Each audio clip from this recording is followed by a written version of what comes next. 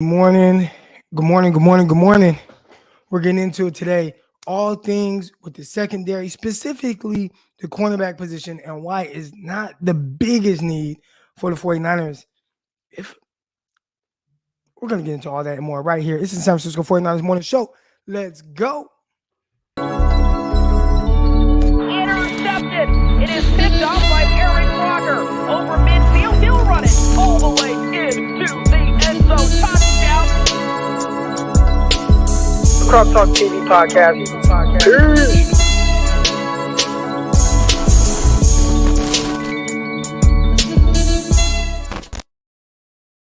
Welcome to another episode of the San Francisco 49ers Morning Show. I'm your host, former NFL and AFL defensive back, Eric Crocker, and we are here another day, another dollar. I hope everybody's having a great morning. I hope everybody woke up in great spirits. Another day to be great. Another day to be great. Another day to be productive. Another day to accomplish some things. All right. I see the flames coming in. Looks like everybody's feeling good. We got our guy Christopher from Puerto Rico. That's what's up. Crazy. I was talking with my son Juice. His mom is half Filipino, half Puerto Rican. Dad is Puerto Rican. Dad's from Puerto Rico. I think they moved to Jersey or whatever. But when he was younger and made his way out to California. But he was just talking to me about how he's about to go to Puerto Rico and he's taking my son Juice with him and everything like that. So shout out to all the Puerto Ricans out there. You know what I'm saying? Shout out to all y'all, man. Love all y'all. Appreciate everybody that's in here this morning. As y'all can see, man, we're getting into the cornerback conversation. And there was a discussion. I was in Vegas having this discussion with people via social media about the importance of coverage versus pass rush and what people think are more of a priority. And I think there's different ways to take this. What's easier to fix? All right. What's easier to throw resources at and get production as opposed to the other position? What is realistic as a coverage goes, coverage grades, what we should be asking of a secondary? I think that's a conversation that needs to be had because my perspective on it is really different than it seems like a lot of other people. And the crazy thing is, I play cornerback, and you would think that I would be probably backing them more than at least where my stance is. But maybe it's because I understand the position that I have just a different perspective on it. And I'm not saying my perspective is right and anyone else's perspective is wrong, but it's definitely something that let's have a conversation about it. All right. Right now, the 49ers, or do y'all want to start back a few years? Because I think there is this kind of thought process with the 49ers that, hey, they don't prioritize cornerback position. I don't think that's true. Oh, if you watch out how they don't draft cornerbacks high. They have not. But I think it's not because they just don't want to draft a cornerback high. I think it's kind of how they built the team and some of the current circumstances. So let's dive into that. I can't say this for certain, but if I'm not mistaken, the last time the 49ers or the last few corners that have went first round for the 49ers, excluding Jimmy Ward, I think when Jimmy Ward was drafted, he might have been listed as a cornerback, even though he played nickel, and he was like a safety / nickel in college. But they drafted him. They put him in that nickel spot. Not really what he is, right? He is a safety. I think we all know that. So excluding Jimmy Ward and whatever they said that he was when he was drafted. But going back previous years, we're going back far. The last times that the 49ers have really drafted someone in the first round, played cornerback position, Mike Rumpf, Ahmad Plummer, R.W. McQuarters. So you got to go back, way back, right? I mean, y'all know McQuarters was number 21 coming out. Probably the last person to wear number 21 before Frank Gore, maybe. You had Ahmad Plummer. He was number 28, 23. Gosh, that was a long time ago. And then obviously you had Mike Rumph. He was number 24 coming out of Miami. Terrific prospects, all of those guys. And when you look at now, at least the recent history, we'll just start with the regime that the 49ers are under right now. People have wanted them to draft cornerback. And they're saying, oh, they don't do that.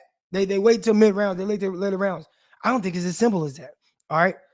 Number 29. There we go. 2-9 for Ahmad Plummer. Y'all right. Shout out to y'all. The faithful in the chat. Let's go. Hit the subscribe button. Hit the like button. So the first year that they got here, remember the 49ers had a historically terrible defense, whatever you want to call it. And it was up front.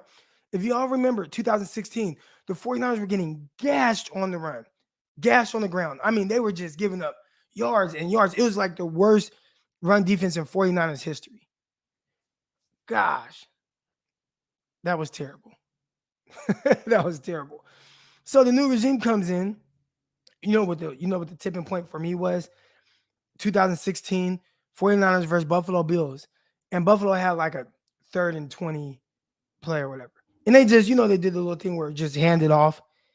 And Shady McCoy ran for like 25 yards. And I don't do this really, but I turned the TV off. I did not watch from whatever. I couldn't even tell you whatever happened the rest of that game. I was so disgusted. So disgusted. So the 49ers run defense, it was historically bad for them. All right, for the franchise. So what did the 49ers do? They came in and they're like, all right, well, we need to get better up front. So they drafted Solomon Thomas. It didn't work out, but at least just thinking of the thought process and maybe not going cornerback, maybe not going Marshawn Lattimore. All right. The thought process was we got to get better up front. So they drafted Solomon Thomas. Then they drafted, why am I blanking on his name? Reuben Foster. All right. So Solomon Thomas, Reuben Foster the first year. They kind of had to do it, right? If you're looking at like a historically just terrible run defense, you got to get better in that. And they need a pass rush. They need all these things, but they definitely had to get better up front. So they drafted a linebacker and an interior edge guy, whatever it was, to help stop the run. I don't think that's like, oh man, they don't prioritize cornerback because they tried to fix the front after having just a terrible run defense. You got to be able to stop the run. Couldn't do it. So they drafted guys up front. All right, that's the first year. Now, the next year, all right, so now we're talking about 2018. Maybe first round they can go cornerback. I really like Denzel Ward. He was drafted number 4 overall. After Denzel Ward, there were guys like Jair Alexander. And I like Jair Alexander. I didn't think he was a top 10 player, but I did really like him. He was my CB2. So Ward was my CB1. Alexander was my CB2. All right. And then I think I had Jackson out of LSU up there. Isaiah Oliver, he hasn't panned out. There were some other guys that I like. But they went Mike McGlinchey. I wanted and I want to make sure I get my draft classes right. I wanted Minkah Fitzpatrick. That was who I wanted that year. All right, so I did want secondary, but I wanted a safety that's just so versatile, playmaker, and all that. All right. But I could see why they did not go corner at pick 9. I thought they should go Minkah Fitzpatrick. I could see some people saying Derwin James. I get that. But they went offensive line. Okay, you get Mike McGlinchey. And out the gates, he was like the best run blocking tackle in the NFL. So, okay, you want to build in the trenches. You let Trent Brown walk money or you trade him or whatever because of money and all that. But, okay, I get it. Does that mean that they don't prioritize the cornerback position?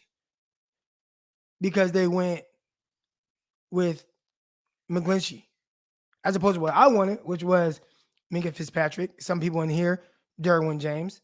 All right, I get it. Okay, so does that mean that they don't prioritize the cornerback position now? Let's fast forward to 2019 now. All right, you gonna take a cornerback first round? No, you got to take Nick Bosa. Right? So that was 2019. Then the second round, what they do? They turn around and they got Debo Samuel. All right, later, like, so now, fast forward, and I know people are thinking, okay, 2020, go corner, high, first 2 rounds, whatever. And you can look at it and you can say, maybe. And I think this was the Trevon Diggs draft. All right. 2000, yeah, this was the 2020. These numbers are all throwing me off. All right, so 2020, who would, if they were going to draft a corner first round, it would have had to be either Jeffrey Okuda. You could have gotten at that time CJ Henderson, who was my CB1, and then maybe AJ Terrell, who I wouldn't have taken AJ Terrell at 13. But I also would not have taken Kinlaw. I would have went with CD Lamb. But that's neither here nor there. All right. I got to start putting like a shadow draft together. All right. So you look at it from that standpoint, and it's like, all right, you trade up, you end up getting Brandon Ayuk at the end of the first round. I'm not sure they had a second round pick in that draft. So is it that the 49ers just don't prioritize the cornerback position? I don't think that is the case. I think we got to look at scenarios. You got to look at where the team was built. And also 2020, all right, let's say hypothetically speaking, they drafted AJ Terrell. Let's say the 49ers wanted to draft AJ Terrell at pick 13/14 in the 2020 draft. All right. Who was on the 49ers roster at that time? You got to look at that. Richard Sherman, coming off an all-pro year, was slated to be a free agent in the following year, but he was an all-pro. He was an all-pro the year before. All right, so you had Richard Sherman. You had Emmanuel Mosley and Ahkello Witherspoon. Now, you could say both of those guys are whatever. I think they're both starting caliber guys. And you look at Ahkello Witherspoon right now. Do y'all see what the fuck he's doing with goddamn Pittsburgh Steelers? Listen, I don't know. Listen, don't shoot the messenger. I always try to tell people Spoon wasn't as bad as everybody thought. He's killing it with Pittsburgh. But anyways, so you had Mosley, you had Spoon, you had Sherman. Sherman was coming off of an all-pro season. Spoon and Mosley I think they are starting caliber cornerbacks. And then they said, you know what? We're going to bring back Jason Verrett. We'll see what happens. So if you were to draft, let's say AJ Terrell, all right? Let's say AJ Terrell. If you were to draft AJ Terrell in 2020, he's terrific cornerback, right? But out the gates, you would have had to have in your mind that he is 100% going to have to play over he was 100% going to have to play over Sherman, Witherspoon, Mosley, Verrett. Do y'all think that if you draft a guy first round, second round in that year, you had to have somebody that 100% had to come in and play over all of those guys? I don't think so. Now, okay, this is great, and we're gonna get into this. And I appreciate the comment, Jamie. I disagree, Crock. We lost several games because we didn't have a lockdown corner. We didn't have lockdown corners in 2019 Super Bowl. We needed safety. We need safety and corner, O-line, and fast.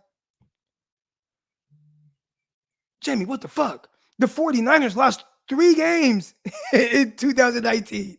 3. Weren't they 13-3? Weren't the 49ers 13-3? Didn't the 49ers have a historically great pass coverage defense? Historically great. They held the Rams to 50-yard passing in the game. They held goddamn the Browns to less than 100. They held, it was historically great pass coverage. Now, if y'all want to say, well, you don't have lockdown corners, I'll say this. And I see my guy JM617. I'm glad he said it. Lockdown corners are almost like unicorns, fam. Agree. I saw someone else. Mike Shields. Lockdown corners don't exist, and they don't. They don't. They don't. I'd say this. There are really good corners. There are really good corners in the league. But if you go in there with the thought process of having a lockdown corner, you're probably going to come out more disappointed. And I also believe that when you have starting caliber cornerbacks, you're fine. Now, here's the question. Can the 49ers improve at the cornerback position? I believe they can. I believe that the 49ers can improve. But in this offseason, what are the 49ers going to be looking for in the sense of the cornerback position and how they feel about their current guys? So, I saw somebody say, cornerback is the biggest need for the 49ers. I disagree. I do not believe that cornerback is the biggest need for the 49ers. I think that it's so hard to play cornerback in the NFL today. It's so hard. The rules all go against you. The offenses spread you out. It is extremely difficult to have a guy that is going to be locked down. There's not really a Darrelle Reeves. There are some guys that play extremely well. Ramsey is my favorite cornerback in the NFL right now. Ramsey is my favorite corner to watch. Ramsey kind of got ate up in the Super Bowl. It happens. And it's gonna happen regardless. Let's look at another situation. J.C. Jackson. J.C. Jackson was part of a good defense with the New England Patriots. I thought they were terrific, right? He made a bunch of plays. He had a bunch of interceptions. J.C. Jackson, one of the best corners in the NFL. He takes the ball away. He's nice. He's terrific. He also was a part of a defense that gave up 47 points to the Buffalo Bills in the playoffs. A defense that played well with good corners, and they gave up 47 points. And Josh Allen had more touchdown passes than incompletions. Josh Allen threw 5 touchdown passes. He had 4 incompletions with J.C. Jackson on the field. They gave up 47 points when it mattered most. So I look at the 49ers situation. I look at where the 49ers stand right now. And everybody wants to talk about how, Crock, the Rams had 2 receivers go over 100 yards. Okay. All right. They scored 20 points. The Tampa Bay Buccaneers, they probably have better corners than the 49ers. They got ate up by the Rams, right, in the playoffs. The 49ers, with their corners, however y'all feel, they gave up 20 points to the Rams, a very high explosive offense. The 49ers, however you feel about their cornerbacks, they played against the Packers. They gave up 10 points. The 49ers, however you feel about their cornerbacks, they gave up 17 points to the highest scoring offense in the NFL, the Dallas Cowboys. What do y'all think the corners are supposed to do? Are we going to look at these empty stats, like these empty numbers, and say, it's the biggest need because, Josh Allen had to play, and Josh Allen. I don't know. Josh Norman had to play, and AJ Brown had 140 something yards. AJ Brown had 140 something yards. Are we looking at? They had 200 passing yards in the entire game. They had 200 passing yards. Again, the Tennessee Titans had, let me be specific here, 208 passing yards. 208 passing yards for an entire game. I get it in the sense of it not being perfect. I get it. Ideally, we all want a shutdown guy. Those guys are they're not come on now. So here's the question. What do I consider terrible? Uh I the way I look at it. All right, this is how I view it. It's hard to explain because in my eyes, the cornerback position is so hard to play in today's day and age. I would almost rather, and this is why I don't want to say higher on Josh Norman than other people. All right, I don't want to say that, but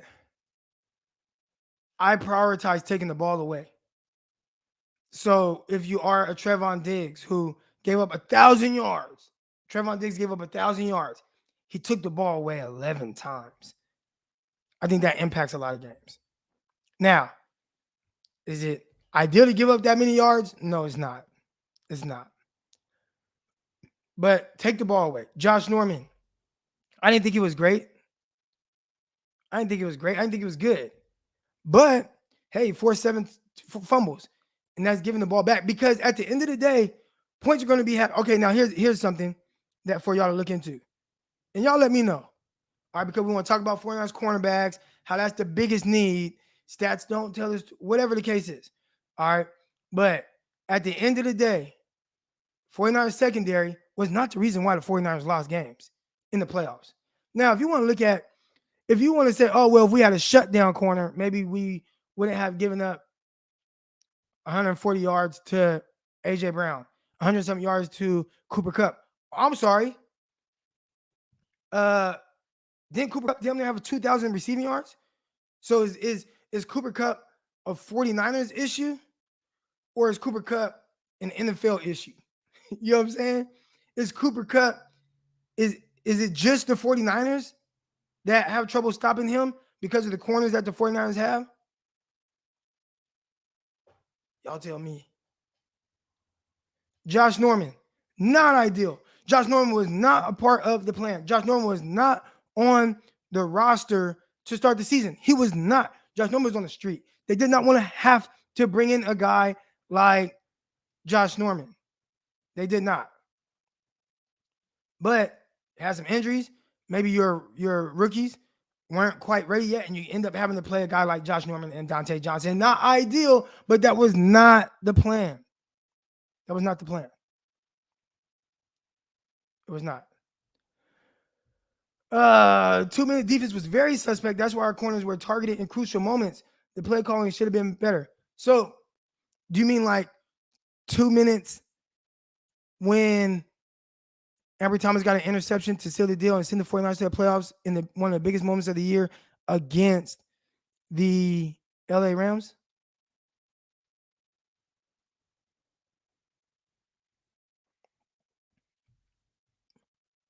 Crock, how good was Norman once he stopped forcing turnovers? His ass was benched. I didn't say Josh Norman was good. I didn't say that. Did I say that? Y'all let me know if I said Josh Norman was good. I said the cornerback position is a hard position to play. Guys, it's very difficult. All right. I watched the Super Bowl and I've seen everybody destroying Eli Apple. Destroying Eli Apple. Right? Like social media. They're killing him. His coverage on that touchdown that ultimately won the game, you can't have much better coverage than that. That's extremely difficult. Cooper Kupp he did a really good job setting up with patience, stemming inside, squaring Eli Apple up. Eli Apple did an amazing job of not overplaying a slant route. He stayed square, funneled his feet, did a good job. Once Cooper Kupp went out for the fade, I thought Eli Apple did a good job of getting to the body and working the play through the hands, but it was a perfect pass back shoulder. And everybody's killing Eli Apple. And I don't know if you could play much better than what he did. That's how hard the cornerback position is. So, What do the 49ers do at cornerback right now? If it's me, I think that I potentially have 2 starting cornerbacks. All right.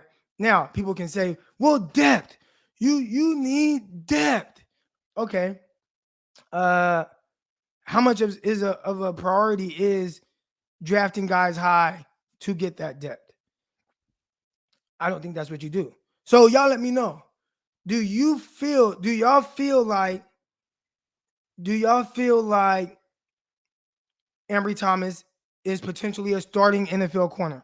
Let me know in the chat right now. Do y'all feel Ambry Thomas is potentially a starting NFL cornerback? That's the question. Is Ambry Thomas potentially a starting NFL corner? Do you feel like, you know what? I think he can become a starting corner for a full season. Yes. Yep.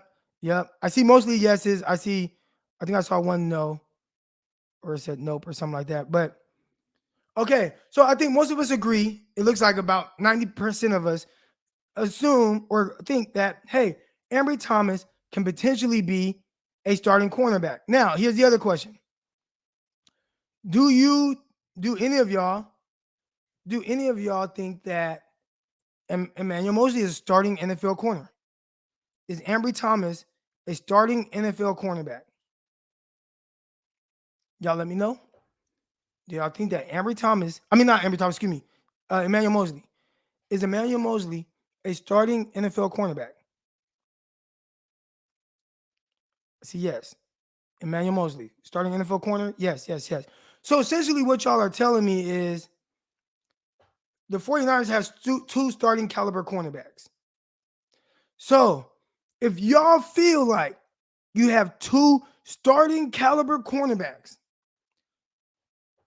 do you think that you draft someone to come in and play over either of those guys? Are y'all drafting a cornerback that has to come in and play over them? I'm not saying you do. I'm not saying you don't. I want to know your opinion. Do you draft a guy on the outside to say, I'm drafting someone to play over you, Ambry Thomas? They are coming in to play over you from day one. You're getting in there.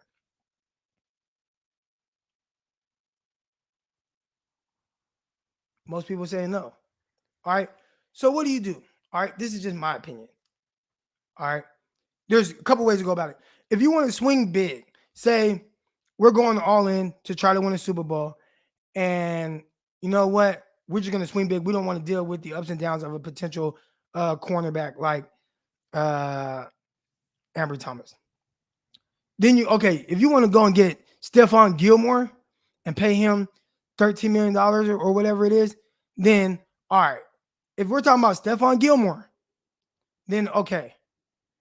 But if we ain't talking Stephon Gilmore, then anybody else that the 49ers bring in should, one, be a low-price veteran free agent cornerback that can compete with Ambry Thomas. All right. So not someone that you're coming in to play over him, but can compete with Ambry Thomas. If you feel like Ambry Thomas is potentially starting corner, and they'll let us know. I see JC Jackson. I have a hard time thinking the Patriots let him go, but maybe they do. And he's going to be, I don't know, $16, $17 million a year. So, 49ers have the money to pay him. Maybe they do. I don't know. But that's about $17 million a year. All right. And the reason why I really like JC Jackson, he takes the ball away. More so than whatever y'all think about potentially being a shutdown corner or whatever people think. I think everybody gets dogged at some point, and you're going to be upset no matter what. I think you get more upset because, it's Josh Norman. It's Josh Norman, so I'm more upset. You know what I'm saying? Get him out of here. He stinks. Not knowing, man, if you just watch games, if you would have told me that in the Super Bowl, Jalen Ramsey was Josh Norman, I would have said, oh, yeah, it looks like Josh Norman. Do you leave corn corn cobs on Ethan Ralph's door? Oh no. Those people are. 49ers secondary allowed the third highest completion percentage in the NFL, fifth least INTs. We allow yards, commit penalties, and don't take the ball away. All right. Now, how much of it, and is that just a secondary thing, or is that just a secondary thing, or is that just a defense as a whole?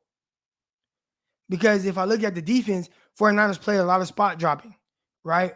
So 49ers, they play a lot of spot dropping, and I despise spot dropping. So if you go back to like the Tennessee game, the 49ers rush 4, had 7 guys in coverage, spot dropping.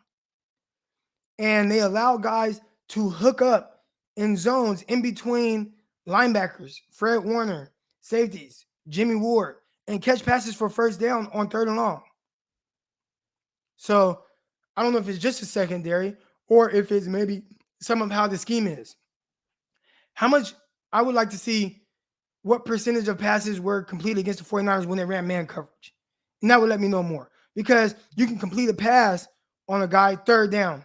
You complete a pass. If it's short, well, we still get off the field. But it was a completion. Now, I do think that they can improve on 3rd downs. I think a lot of it was figuring out how to play or call plays and some of the things that our guy, defensive coordinator, D'Amico Ryans kind of went through. Here's the link, and I have to put the link out now because I won't be able to stay on as long today. So there's a link. I know somebody asked about it. I despise spot dropping with a passion. And on 3rd downs, I think that's net cutting time. I think you got to go man coverage. Now, if you said Crock, maybe the coach didn't think he had the guys to go man coverage on 3rd down, I said, all right. I will say this. No matter what the percentage is and stuff like that, 49ers had one of the best secondaries in the NFL. Or not secondary, excuse me. 49ers had one of the best defenses in the NFL. So that's the tough part about, like, sometimes the stats and maybe what was the 49ers defense played well. The 49ers defense didn't really give up a ton of points, especially in the playoffs. So it's like, I think ideally you would love to see the 49ers maybe not give up as many 3rd downs and things like that. And you look at the playoff game against the Rams, I think they were 11 for 18 or something like that. Or that's what Stafford's numbers were passing. They had 20 points. 20 points. Their lowest point total in the entire playoffs. All right, here we go. I got my guy, Medic Mike, coming on.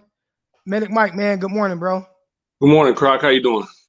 Oh, man, I'm doing good. I'm doing good, fam. So yeah, that was me to ask for the link. I got to address that last point. He said we give up yards, we give up penalties, and we give up turnovers. Or we don't get turnovers. Yeah, we don't get turnovers, but we were 3rd in yards. So that's not true. We were 3rd in yards. We were 9th in points. Also, the penalties, we had, I think, 4 pass interference over our last 8 games. Hold on. So I'm gonna let y'all debate this. So I'm bringing Gammon on. Gammon was a part of Gammon brought it up with the super chat. Yeah. So we got Medic Mike, we got Gammon on. So Medic Mike, go ahead, speak your point to how you know what I'm saying, you feel about it, and then we'll let Gammon, we'll give him his opportunity to kind of go back with that. Perfect. So, I mean, I played corner for San Diego State, so I kind of have a very similar view to you, Croc, on it. And I had a whole argument with my family yesterday about it. But at the end of your super chat, Gammon, you said we give up points, we commit turnover, or we don't get turnovers, and we commit penalties. So we give up yards, excuse me. So the yards, we're 3rd in the league. So giving up yards, that's just false. Like, you know, based on the stats, they're right there. Don't get turnovers, yes, I'll give you that one. Give up penalties, though. When we had Norman in there, yes, but the last 8 weeks, we gave up like 4 pass interference penalties. We're giving up like 1 every 2 games. So you got to look at how the season progressed. A lot of people like to, look at Green Bay. You know, they got all these yards in the last 30 seconds. Well, who are our corners? Yamador Lenore and Josh Norman. Them dudes was nowhere to be found at the end of the season. We don't go into a season expecting our CB1 and our CB2 to go down immediately and then have to bring in a contingency plan. And so I think it's the popular talking point, and it's overblown when people say our secondary is our biggest need and a problem. I actually, you're one of my favorite commentators that kind of come on the show. But when I kind of threw that out there, it was really just like a stat. It wasn't so much like saying that I personally don't think that we need to spend big money on corners, spending big money on corners, spending big money on free agent wide receivers. I think it's fool's gold. I think that our safeties do a really good job over the top of kind of covering.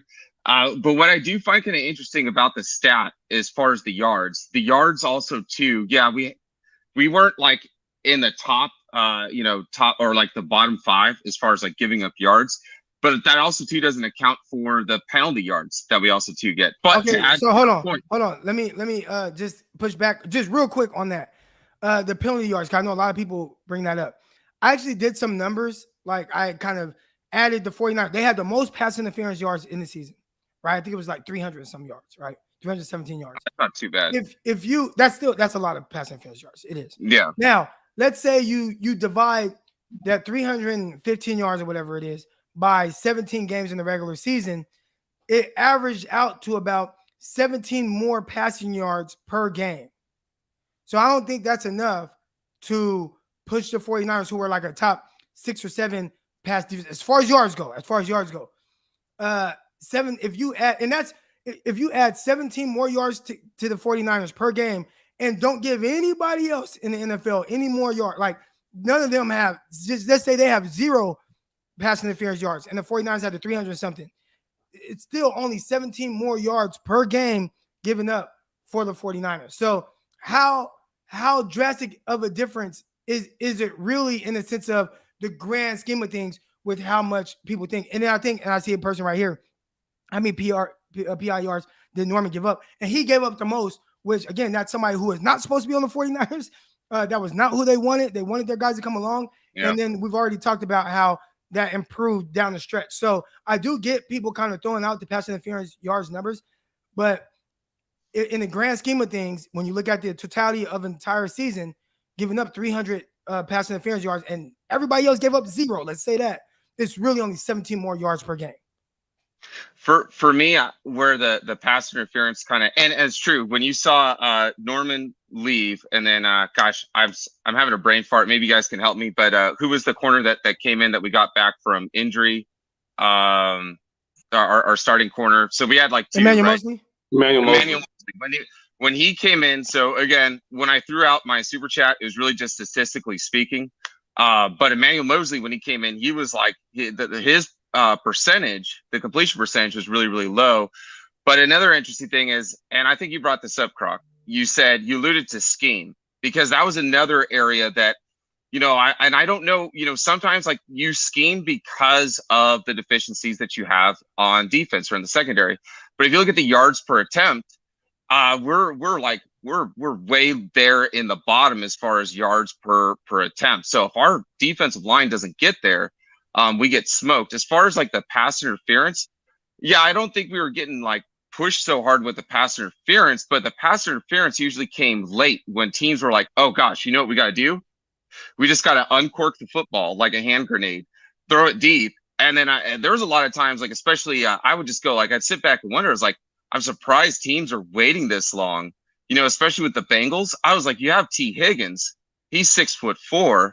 I was just so surprised that they waited till late end of the game. But I'm going to agree with both of you guys, though. A lot of people are calling for, J.C. Jackson and all these other guys. And I don't think the money should be spent there. But I do think, though, that we do need better depth. We do need, because when you have to bring in, go ahead.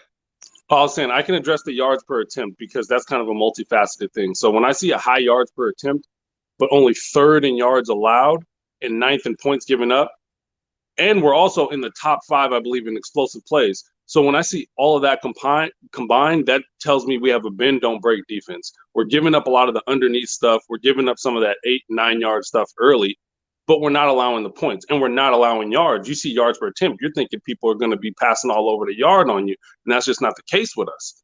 And I agree with you on the J.C. Jackson part. One of the things I asked was my brother and my dad I was arguing with, and I was like, all right, who would you replace in our secondary and with what?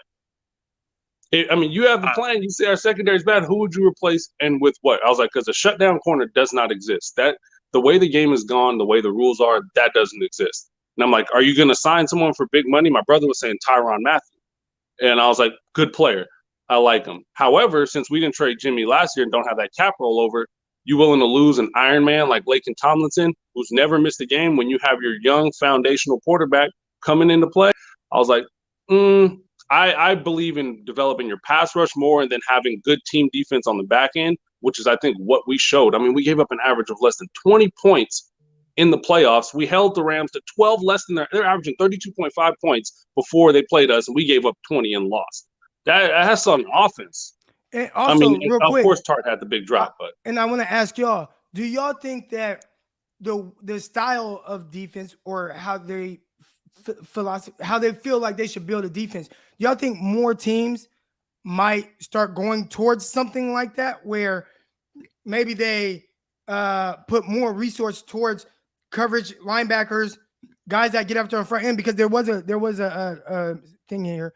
I see our guy. He says, your eyes aren't lying. The D line protects the corners who keep everything in front of them, and they play way too soft.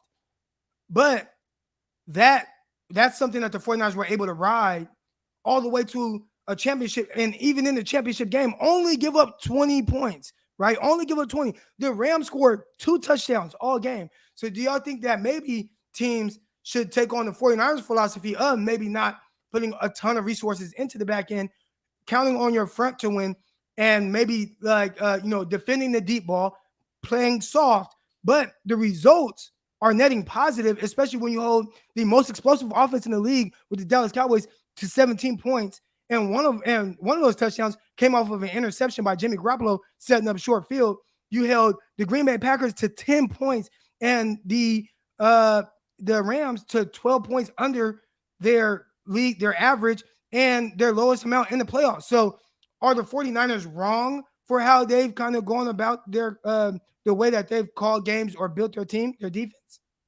No. So I think the 49ers win. Now, I can't speak on the rest of the NFL. I think you have to take what resources are available and kind of build it out that way. But I'd say the 49ers, now, if you look at, again, just statistically, your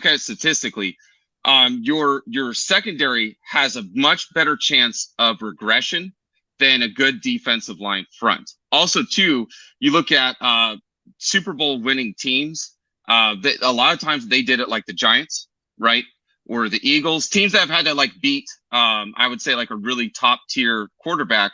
They really did it through their defensive line. Your defensive line is going to be a lot more consistent year in, year out versus your secondary. But I do also, too, I want to say this, too, and I think a lot of the people, typing in comments will probably agree with this, but, Crock, I thought you were off your rocker for the first 8-9 weeks of the season. We were saying, hey, we got to let these guys develop.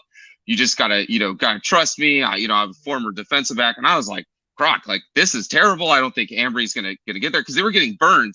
In fact, Stafford actually should have had a 3rd touchdown. Thank that. Yeah, but that was a tough reception, though. But and then even in the Eagles game, when I was saying Diamador Lenore, those 2 balls, you can't forget those 2 balls that got dropped there. But Crock, you were right. These just I hope people give the same leeway to Lance that we should be giving to our quarterbacks. You got to let these young guys develop. You got to let them develop. And I do think that it's scheme. We do give up a lot of yards, but our once they get into the goal line, we are tough because we're fast and we're physical, and our main defense isn't really a 4-3. It's the nickel. Now that's the biggest question, though, that I do have. If I said, hey, if I was worried about anybody in the secondary, it's the injuries that we do have at our safety positions. Tavarius Moore, Tart, Ward, even Mostert, all of our defensive backs I feel like are injury prone. And then is Diamador Lenore really ready as that nickel cornerback to step in? There's one thing that I wanted to address real quick, guys. And I appreciate my guy coming in here. He says the Rams didn't need more than 20 points, though. And my issue is, well, you have an offense, you got a coach that's supposed to be offensive genius and all that. If you're holding everybody well below their league average, your defense is doing that. It's on your offense to just score a little bit more. And the 49ers can do that. The 49ers defense, shoots. What was the score in the fourth quarter? 49ers are up 10 in the fourth quarter. So it was 17-7, and your offense can't add any more points to that. Your offense can't do anything to extend that lead when your defense is doing everything in their power to try to hold down a juggernaut of an offense. At some point, we have to be kind of realistic with our expectations. And I think that's an issue. The expectations for fans in their defense. Oh, my eye test says our secondary sucks. They're not giving up a lot of points. They're not giving up a lot of yards. Yes, they play a certain way. I think they have played well. I think the defense in a lot of these games, even some of them that they lost, played well enough to win. You need your offense to score more points in an offensive-driven league. So if you're the 49ers and you score, they scored what? They average 16 points a game in the playoffs? Like, that's bullshit. But we want to get on the defense. We want to get on corners. When you have like the offense grew and you're supposed to have this great offense and you got all these weapons all over the place and you have 16 points a game in the playoffs, that's trash. You know what I'm saying? That's more of an issue than, oh, well, the Rams didn't need to score 20. The Rams struggled to get 20. It took everything. It took everything for the Rams to get just the 20 points. Okay, they had to drop. But it took everything. It took everything in them to get to 20. And the 49ers could not score more than 17. And even in the Dallas Cowboy game, like, thank God for Kwan Williams' interception that set up points because the 49ers offense struggled. Like, you know what I'm saying? Like, that's the issue. You got to score more points. And even when you look at maybe the Falcons, when they went to the Super Bowl, played against the Patriots, and what that looked like, they were blowing teams out. Yeah, when you're blowing teams out like that, you know, you can give up more points, and then you're not looking at your corners as an issue. But when every game is so damn tight, and now every little play that maybe a corner that are getting abused throughout the league, every little play that your guy might give up, now it's magnified. When it shouldn't even be an issue when you have these leads and your defense is playing pretty good football and limiting. The 49ers secondary, for everything that they were or weren't, they held damn near every quarterback below their below their average passing yards per game throughout the season. There was like 2 times or maybe 3 where a quarterback threw over his like average. I mean, it was something like ridiculous. They weren't giving up a ton of yards. I felt like they played well enough to win games. Real quick, let's get to a couple of these super chats. The strategy of the defense played, and even the offense was different than what they were used to. So much secrecy from the coaching staff and ended in the NFC Championship game. All right, Crocky, I value your opinion the most because you played the game. Stats get you so far. They don't tell the whole story of the game. They don't, but you know what does tell the whole story of the game? You gave up 20 points. You gave up 20 points. You know what I'm saying? And that should be enough to win football games. You gave up 17 points to the Dallas Cowboys. I don't know how many passing yards they had. I don't know about none of that. 17 points. And they struggled to get that. And it took an interception to set them up with short yardage to even get to that point. You gave up 10 points to the Green Bay Packers. Luckily, you had a block punt for a touchdown. Otherwise, it would have all been for nothing because you would have lost that game. You know what I'm saying? So, yeah, maybe the stats and whatever, but the 49ers, they play good football on defense, regardless of who's out there in the secondary. Sorry, but go ahead, guys. So, and I want to just kind of elaborate on your point, Croc. When you're talking about the offense not doing their job too, how many times did we see this season we had the chance to put our foot on someone's neck and make them one-dimensional, which leads to more interceptions, which leads to more turnovers? We had a chance to put them away, score that touchdown that you would have been like, yep, this is foot on neck time, and we didn't. And we wet the bed and we threw a pick. We did something that just wasn't happening. When you look at the Rams game, when you look and break down that film, they were coming towards the line of scrimmage no matter what the play was. They were selling out for the run. Everybody, they weren't dropping like every step. The linebacker's first step was towards the line of scrimmage on almost every single play. There was dudes running wide open. I was watching IU cook folks, and we just weren't getting them the ball. And so at some point, your offense has to hold up their end of the defense. I felt like was holding up theirs and then some. They were doing all that with a rookie corner out there, and they were still playing like that. And so they tie into each other. Football is the ultimate team game. That's why I hate when like wins get attributed to just the quarterback and stuff like that. It is the ultimate team game. Both sides are going to complement each other. The only issue, but I agree with, if people are looking at the defense, I think you're looking at the wrong spot of the team. The only issue that I have with the defense, and we saw this is the reason why you had to pick up a guy like Josh Norman off the street. My biggest gripe and concern is the health of the secondary. The health of the secondary. So we do need some decent depth. But that's also too why I'm not big on the Stephen Gilmore train. You know, if we're going to be concerned about the health of the secondary, then we have to be concerned about Stephen Gilmore. My biggest thing, and I'll continue to be a big proponent for this, but if you're concerned, or where you should be concerned at most as a 49ers fan, is probably the offensive line. After I saw what the Rams did to Burrow was running, or didn't even have a chance to run for his life the entire time. I'm sure a lot of teams are going to be looking for offensive lineman talent. Like Laken Tomlinson he's a big deal as far as who we need to re-sign. Alex Mack, he's about as old as Joe Staley. Joe Staley's retired. Do you think Alex Mack, as far as a center, is huge too? That is the wingman. That is the Robin to Batman. That is, to the quarterback. He's the second eyes and ears on the field for Trey Lance. I don't see Alex Mack getting through a whole season. The guards are a mess. McGlinchey, I don't know what's going on there. And I didn't like what I saw from Compton. So, and I don't want to throw Lance in a situation where he's really got to test his grit for 17, 18, 19 games for the season. But I think I agree with you 100% on the depth of the secondary. That's a whole nother conversation.